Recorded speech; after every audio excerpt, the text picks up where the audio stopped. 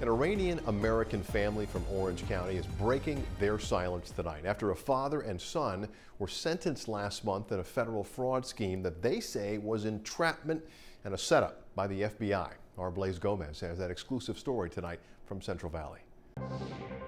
Saeideh and Saeideh Moslem escaped the dangers of Iran as a young couple decades ago and immigrated to Central Valley as a safe place to start their family. We chose to be in this country because I believe in the system of democracy. But Saeideh, who's now 67, says that belief has been shattered by a federal IRS fraud case against her husband and son, Saeed, that sentenced them to prison in October.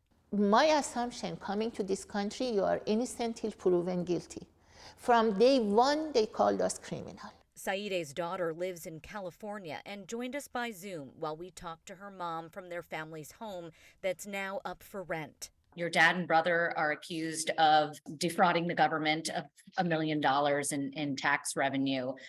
Is that the case? They were characterized as the Bernie Madoffs, where in fact they were an immigrant family, small business that made mistakes, that didn't know better, that were taken advantage of by the government. The father and son owned and operated exclusive motorsports in Central Valley and allege the person doing their accounting was an FBI suspect turned informant who set the men up to help himself. They were misled and they were entrapped by a crooked CPA. Because of the time, money, and resources put into this case, they had to see them pay for it. The federal indictment shows the Moslems were first accused of covering up millions of dollars. But by the time the father and son were convicted, the Department of Justice said it was much less. The families say none of the figures are correct and that a forensic review of their records found roughly $10,000 in taxes are owed.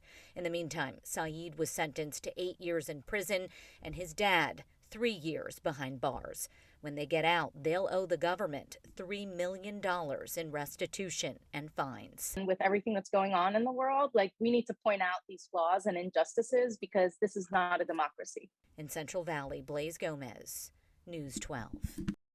Well, the Department of Justice declined to comment on the case. The family, meantime, says they have filed an appeal.